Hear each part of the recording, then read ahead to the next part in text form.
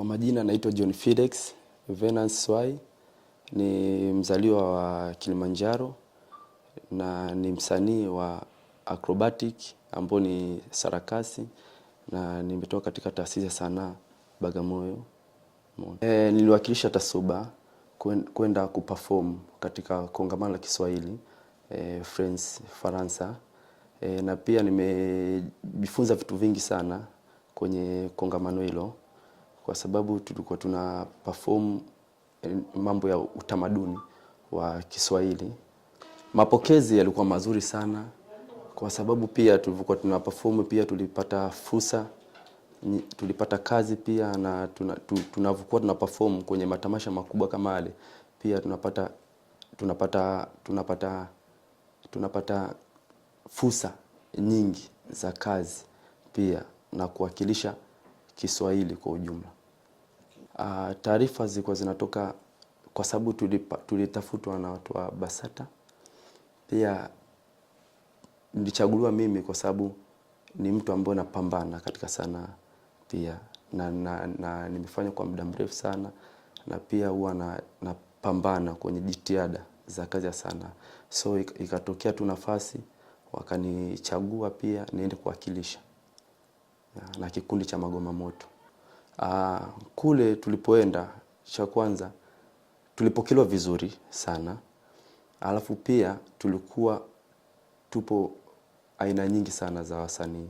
Kulikuwa kuna waimbaji, umeona, kulikuwa kuna muimbaji wa singeli, kulikuwa kuna muimbaji wa taarabu.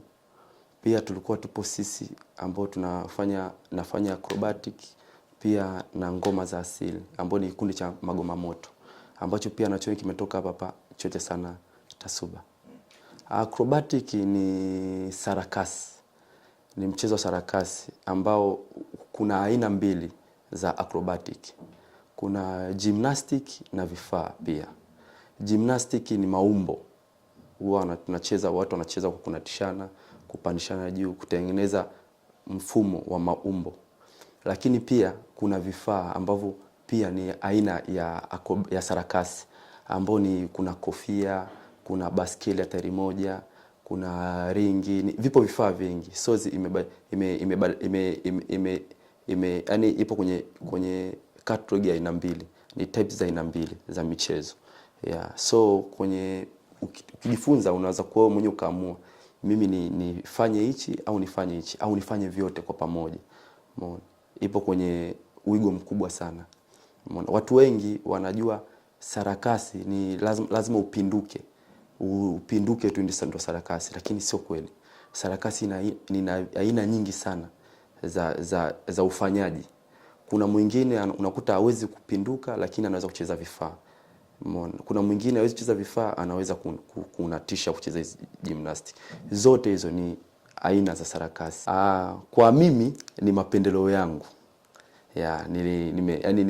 Nilipendelea kufanya hivyo, kwa sababu mimi nafanya kila kitu.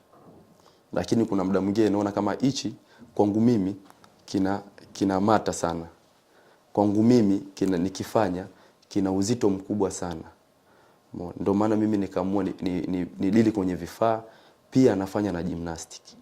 Lakini sana nipo kwenye vifaa. Mimi nilipokuwa mdogo nilikuwa napenda sana kuchora, nilikuwa napenda sana kuruka sarakasi, nilikuwa napenda sana. Mamangu mwenyewe pia aliona, akaniambia, "Mwanangu, wewe," alikuwa ananiita, "wewe msanii." Na mamangu ndo alinileta hapa chuo Tasuba. Chuo sana Tasuba hapa ndo alinileta. Ambapo ilikuwa ni 2014. Ndo nilipomaliza form 4 akaniambia, "Mwanangu, itabidi uende chuo cha sanaa kwa sababu una kipaji kikubwa sana." Na ndo nilivyokuja chuo huko nikafundishwa na nikawa bora zaidi, na nikawa improve. So nikaanza kupata kazi za nje. Kazi yangu ya kwanza mimi nilienda Uturuki, Turkey. Nilienda nikakaa miaka 2. Alafu pia nikaja nikapata fursa Tasuba, walipeleka chuo cha China, nikaenda kusoma Wichao, mambo ya acrobatic pia. Kwangu mimi imenisaidia sana, yani kwa asilimia 100, asilimia 90, yani wamenipambania sana, yani mpaka nimefika hapa, kwa sababu nilikuwa nafanya sanaa lakini nilikuwa yani sina elimu hivyo ya kujua sana ya hichi kibaya, hichi hivi, nikiongea na mtu nataka niongee naye vipi, umeona. Lakini nilipokuja kusoma hapa nilipata vitu vingi sana, umeona, na walinifundisha vitu vingi sana. Moment yangu nakumbuka nilidondoka kwenye show, ilikuwa ni Turki, niliruka halafu nika sita ya nikatengua bega hapa ya, na nilikaa kama almost kama wiki moja ndani nilikuwa natibiwa. Ni kitendo ambacho yani nilipata maumivu sana, lakini nikasema ni kazi, na ndio kitu ambacho mimi kinanifanya nakula naishi, so na najua hizi ni kazi, ni nani tu kazini, umeona. Lakini sanaa yani ndio ipo kwenye maisha yangu, na ndio inanifanya mimi naishi, nasaidia ndugu zangu, umeona. Unajua kwenye sanaa yani ukitaka kuwa bora lazima uwe mbunifu.